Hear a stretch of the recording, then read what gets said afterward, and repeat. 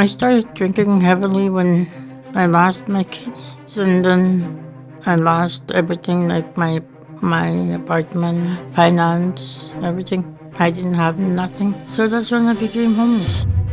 I had an ulterior motive, 100%. I wanted people with lived experience to lead all the initiatives for homelessness in Thompson. We're doing the Thompson Model. People with lived experience are going to be in charge. You're the decision maker. Yes. The Lived Experience Circle is in the process of developing our community plan for the next 5 years on how the money will be spent in our community.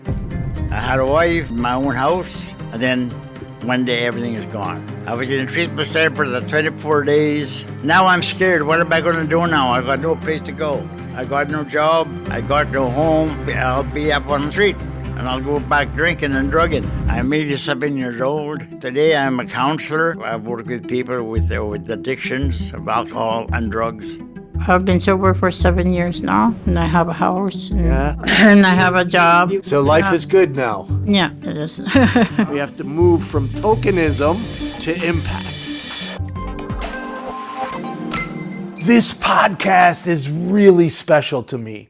As a formerly homeless person, I know how powerful it is when people with lived experience are trusted to lead. Today, we're diving into the Thompson Model, a groundbreaking approach where people who have experienced homelessness aren't just heard, they make the decisions. I had the honor of speaking with Jack Robinson and Dolores Cook, two of the incredible members of the Lived Experience Circle in Thompson, Manitoba, and with Andrea Hatley, who helped build the model from the ground up. Jack's story as an Indigenous elder and survivor of addiction is deeply moving. Dolores' honesty and strength are inspiring, and Andrea shows us what it's like when systems actually shift power the right way. This conversation will move you, and it will change the way you think about who should lead in solving homelessness. I am so grateful you all are taking time to have this conversation, and it is one of my favorite topics because I'm formerly homeless, and we're going to talk about the Thompson Lived Experience Model. But first, why don't you introduce yourselves and tell us a little bit about your story. Briefly tell us, the backstory of what got you on a lived experience committee. Well, it's not a committee, right? What would you call it? It's a governance board. It's a governance board. Actually, I'm not a person with lived experience of Okay. homelessness, but I am in a position of leadership where I had some decision-making ability to determine how the governance model would play out in Thompson for a new project. We'll go into it because Okay. you'll help explain it. Yep. Jack, tell us a little bit about yourself. My name is Jack, but I also have a traditional name, the Heatwave Band, a name that was given to me by my grandmother when I was born. I'm 87 years old. I still work. I work for the Mamawitak Friendship Center in Thompson. I've been with them now for 30 years. I also do work for the University of Manitoba as a researcher on traditional medicines. Also a recovered alcoholic and a cocaine addict. I was for many years, and of course, like a lot of people, I was in denial that I was an alcoholic and a cocaine addict. I always managed to have a job. I always had a job, so I never was on the street or homeless until I gave up my addiction and my drinking. It happened because I lost everything. I was working for legal aid. I was a paralegal. We had our own house. My ex-wife, was a school teacher. So we made good money. And I started taking some lessons in criminal law. I was thinking about trying to be a lawyer because I was working for legal aid. While I was taking the courses as a lawyer, I got hooked on cocaine. Towards the end, I had a habit of $200 a day. That went on for a number of years until one day I got caught for possession of a narcotic because I had gone to Prince Albert from the Paw to go get my supply. And I was caught with that cocaine and I was charged. I ended up in jail And then, of course, when the legal aid heard about me ending up in jail, because I was working with the lawyers and everybody there, and I got fired from that job. And then I went to court, and I was charged for possession of a narcotic for my own use. They dropped the other charge of intent to sell. But after that, I lost everything. I had my own house. I had a wife. I had all the toys that boys have. I had a truck. I had a camper. I had a boat and motor. I had a skidoo. I had a four-wheeler. All the toys. All those toys I had. And then one day everything is gone. Yeah. My ex-wife changed the locks on the house. Couldn't get back in the house. And I lost my job. And in fact, I couldn't pay for payments on my trucks anymore because I have no job. So I lost everything. Yeah. There was nothing left. Was this in Thompson? No, this happened in the Paul, Manitoba. Okay. But then after I went to court and everything else, and I went to Thompson. Got on a bus with a little backpack, changed the clothes, and I went to the treatment center. Yeah. I was in a treatment center for the 24 days or 28 days. Now I'm scared. What am I going to do now? I got no place to go. Yeah. I got no job. I got no home. I'll be up in the street, and I'll go back drinking and drugging. So I asked the treatment center if I could stay another term, another 28 days. Yeah. And they said, yeah, sure, go ahead. So I did. Now that's coming to an end. Now what am I going to do? You're not going to keep me in a treatment center forever. Right. What am I going to do now? I'm going to end up on the street, no place to live. I knew people in Thompson, but I'm the type of a person that didn't go to people for help or anything. Yeah. I was always a proud man. So, but now what am I going to do? And I started thinking, the best times of my life, when I was young, and I lived in a bush with my parents. We lived away from the main settlement, and I was brought up in the bush. I survived in the bush. My father taught me how to hunt, how to survive. That's what I'm going to do. I'm going to go in the bush. I got a tent. Somebody gave me a tent. I had a frying pan, a tea kettle, a saw, and that was it. I didn't even have an axe. And I went on the train, and I knew this place, and 17 miles from Thompson, called Mile 13. I went and set up camp there. Yeah. So after a while, people heard about me, and a lot of people that knew me heard about me living out in the bush. A work train stopped by right by the railroad track is where I had my tent. And the guy that was working on a work train, I knew him from the Paw. He owned a shop in the Paw, selling skidoos and everything else. They stopped by and said, we heard you were here. So they stopped to have tea with me. And as he was leaving, he said, is there anything I can get for you, Jack? Jokingly, really, because I knew he sold chainsaws and everything. I said, yeah, I could use a chainsaw. Eh?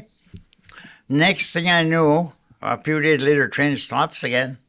But Brand, he wasn't on there, but another guy came and he brought a box. And he says, Brand, send you this. It was a chainsaw. Oh my gosh, that's like gold living out. Oh yes, and some gas, and now I'm all set. I started building a cabin. Yeah. So I built that cabin, and I lived there altogether 2 years. Okay. I stayed in the bush, but I would go out, and I would go and see elders, medicine people, traditional healers, elders. And went back to my culture. You see, I have lost my culture over the years after my grandparents died. So I went back and I lived off the land. Studied my grandmother used to be a medicine woman, and I started going to medicine people, and I all started to come back. Now, were you sober? Were you? Oh yes. So all this time, yes, you're living out in the bush. That's right. I never did go into town once in a while to get some supplies or whatever. Right. And but that was it. I didn't go back drinking. Yeah. And being out in the bush there too, 17 miles from town, there was no temptation. I just go, I think I'll go and have a drink. And 17 miles away, so. And the train only came through there. The passenger train only came there So you're twice living a off week. the land. Yes. So there's no alcohol or Not- there's no cocaine. No, You know, nothing. I'd never even thought of that. Yeah, so anyway, so that's where I lived for a number of years. I would go out and I'd go and see the other elders, go back to my culture. Now, after that, after I was there for 2 years, altogether back and forth, and then I got offered a job by the Addiction Foundation. If I could be a counselor and do some cultural teachings. I refused. I said, I can't. I'm not ready. I was sober 2 years. I said, I'm not ready. I phoned one of my teachers, one of the elders from, one of my teachers was from Saddle Lake, Alberta. So I said, you know what? I've been offered a job. I said, I just refused. Am I crazy or what? I'm not even working. He said, you will know when you are ready. Yeah. When you are ready, you will know. Sure enough, after I was straight for 4 years, then one day, I'm ready. I am ready to teach. I am ready to be a counselor. And I went back to Mamawitak Presbyterian where I used to work before. And then I was, instead of getting a job, part-time anyway, I'm still living in the bush. I can come in on weekends. I mean, someone just said, okay. So I went back, I came back, started working part-time, started seeing the medicine people and elders. After 4 years, okay, yes, now I am ready. So I started teaching, doing teaching about the culture and everything else. And that's where I call it my healing journey. Yeah. And that's how I got away from, going back drinking again. Yeah. Or drugging. Yeah. As homelessness grows, people are getting frustrated and they're pushing for laws that criminalize homelessness, which will only make the problem worse. Invisible People reaches more people, educating them on homelessness than all other homeless sector nonprofits and campaigns combined. But we do it on a limited budget. We don't have the funding they do. We are mostly funded by individual donations. And now that the economy is struggling, individual donations are disappearing, and we need you. I get it. You might not have the money to donate. Many people are struggling right now. Please share our content, share our videos. It really matters. And if you do have some funds and want to help be part of the solution to solve homelessness, please visit invisiblepeople.tv/donate. Our important work stops without you. But I always said, today I'm a counselor. I work with people with addictions of alcohol and drugs. Today, it's getting harder and harder. The people that are addicted, especially in Thompson, our young people. Yeah. There's more of them being addicted to drugs and alcohol. And the drug supply is toxic. That's right. It's, even on the reserves up north. Yeah. Even them, already people are going in there and selling drugs to them. Oh, jeez. And sometimes the work that I do with the people, it breaks my heart. Yeah. Because just 2 months ago, it was a young girl that I was counseling. She was 15 years old. A month ago, the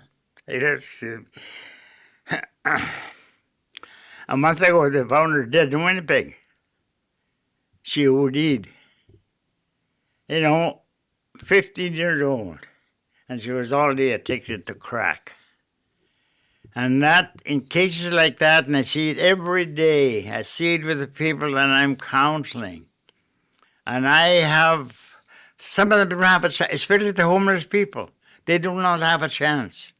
When they go into treatment, they're there for 28 days, whatever. When they come out, they're going back to the same environment. Yeah. People on the street. That's where housing, we need to get people from treatment into housing. And I feel so sorry for these people. If they had a home, maybe they have a better chance. Yeah. But without, they're going back to the same people. Yep. Their friends are out on the street drugging and drinking, and you're out of treatment. Let's celebrate. Have a beer. That's what's not talked about a lot is people go into treatment for 28 days and then they're exited back out to the streets without support. That's right. Where you drink and drug again. So Yeah. powerful story. Yeah. Ready, Dolores? Yeah. I could see you over there clearing your throat. So Dolores is had a little anxiety. Yes. My name is Dolores Cook, and I'm a recovering alcoholic. I'm one of the lived experience, because I was homeless too once. Once is enough. Yeah, I was lucky to have two ladies that helped me. It's okay. Oh, you're fine. You're fine. After I was in the AFM with them, I was there for 28 days, and I went back out. And I started drinking again. I started drinking heavily when I lost my kids. And that's when I was homeless. I never talk about it. Sorry, I'm Dolores has never done an interview like that. no. Yeah. You're doing great. You're doing great. You're doing good. I lost my kids, and then I lost everything, like my apartment, finance, everything. I didn't have nothing. So that's when I became homeless. Was this in Thompson? This was in Thompson. I'm originally from Brosey, Manitoba. Yeah. That's way up north from Thompson. When I left there in 1989, I wasn't drinking. Like, I was 21 years old, left Thompson for medical reasons for my dad. So we moved to Lynn Lake. Lived there for 10 years. That's when I started drinking. Yeah, and I ended up in jail. And that's when I got out from jail. I went to Thompson, went to the AFM. That's when I met Jack. And then same thing again. I got out, homeless, nowhere to go. How long were you outside? Maybe about a year. Yeah. I was out there. It gets cold here. Yes, it is cold. Oh my And gosh. I wasn't alone. There was other people there. It was Right. me. We walked around sometimes all night, go to the restaurant that was open. Yeah, I used to go sit there, have coffee all night. Yeah. And then the morning comes, we would go look for something to drink and just to keep going. Yeah. It takes over your life. Yeah. And somebody was saying earlier that homelessness is walking. You do Yeah. a lot of You walk, walking. yeah, you walk. You walk and walk and walk. Yeah. I ended up in jail again because I got in trouble. I was there for 4 months. Went back out, same thing. Nowhere to go. Just homeless again. Yeah. I ended up in a shelter that was open. And I was there for about 4 months, maybe 4 or 5 months. And there's these two ladies that helped me to go to AFM again. Now, what is AFM? AFM is Addiction Foundation. Okay, that's Yeah. where you work, Yeah. right? Yes. Yeah. Okay. Yeah, I went back, and then these two ladies helped me. If you get out, we'll put you in a place, the hotel, Right. for you to sober up and get a place. So these ladies helped you transition from Transition, the yeah. treatment to housing to housing. and to a hotel. Yeah. Like, I lived there for 5 years, I think. Wow. Yeah, because we couldn't find I Right. didn't have the money for the rent. Right. Yeah, I started doing like programs to get my kids back and Yeah. get housing. So they helped me with that housing. They found housing for me, and I sobered up. I've been sober for 7 years now, Wow. Congratulations. and I have a house. And, Yeah. I was going to say, and a job. And I have a job. You yeah. work like 2-3 jobs, right? Yeah. So life is good now. Yeah, it is. Awesome. I'm happy and I like where I am. Yeah. So Andrea, you're Yes. kind of the administrator advisor. Yes. Well, sort of. For the Lived Experience Circle, they were first created as part of the governance model for coordinated access. When we were developing a governance model, there was a suggestion that perhaps we include people with lived experience in that model. A suggestion. A suggestion. Yeah, What yeah, about yeah. including them? And people went, yeah, that might be a good idea. Where could we find people Go figure. like that? Well, where can we find it? Right. And these were service providers that were sitting at the Right, table, right? right. And I kind of looked at them and I said, you mean to tell me that all the years you've been working with homeless people, you can't identify one or two people that have gone through your programs that Right. are stably housed and, could participate in this kind of endeavor? And they kind of went, oh, yeah, I suppose we could. So 6 names were put forward, and that formed the first lived experience circle. And so I was involved in the creation of the coordinated access system, Right. and in the governance model. So we cut our teeth on that. I worked with them. We developed policies. We created community priorities on how to address homelessness and how to deal with coordinated access. And I was always upfront about this. I had an ulterior motive, 100%. I wanted people with lived experience to lead all the initiatives for homelessness in Thompson. And you got your wish. I didn't get my wish. They worked hard at it.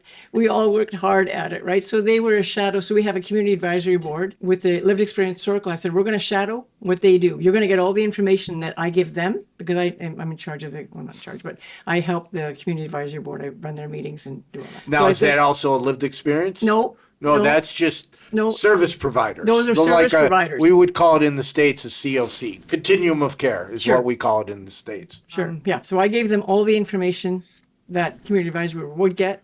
I said, okay, what decisions would you guys make based on all this? Yeah. Right. And they filtered it through, and they picked proposals apart. Said this is good, this is stupid, this and so I gave them the opportunity to present their information to the advisory board and said, look, this is what our people with lived experience would do with this money. And they went, oh, wow, okay, good. That sounds good. We'll go with that. Right? So they started accepting the recommendations from the lived experience. So it evolved. It evolved. Got it evolved until we were at the point where last April, I made sure that all of the memberships for the for the community advisory board expired on the 31st of March. So we had an opportunity to create a new board. And so everybody expired. And I said, okay, we're moving forward with this new model. We're doing the Thompson model. People with lived experience are going to be in charge. You guys are all ex officio. You have no longer voting power. Who wants to sign on to this model? And so that's just how I did it. Right. And the group must have been like deer in headlights, right? well, they weren't, because they knew I was kind of doing this. Right. You were already, because it evolved. It evolved, right? So they were familiar with the lived experience circle, and they were familiar with the kind of recommendations they would make. So there was already a level of trust there, right? What happened was the majority of people signed back on. So it's working. The lived experience circle is in the process of developing our community plan for the next 5 years on how the money will be spent in our community. How you explained it to me last night, right? Because it's a governance model. Right. So you have the lived experience circle. How many? There's right now there's 7.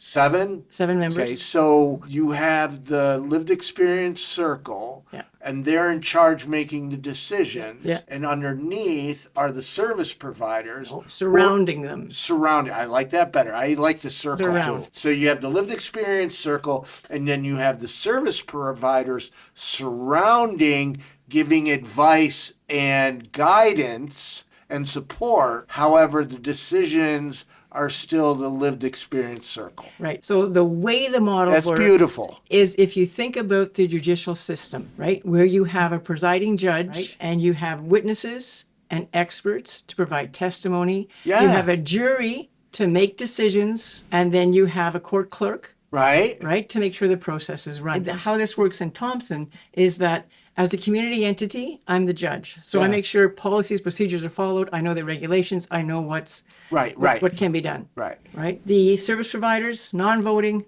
are the witnesses, experts. They give the information. The lived experience circle takes everything in.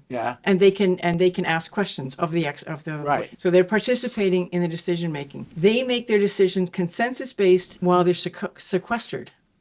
Right. So everything is in camera. Right. Their decisions are private. Their discussions are private. If they can't come to a decision, it can go back to the larger committee if they need more You've information. really thought this out. And they have a dedicated coordinator to provide administrative support, logistical support, training, and any other capacity building. So they have access to laptops and whatever they need. Plus, every meeting that we Well, have. there's more. There's more. They get a meal. Yeah, Right? I was going to say, because in And- the article, Yeah. there's something around That's a right. dinner, right? That's right. There's a meal, and then there's an honorarium.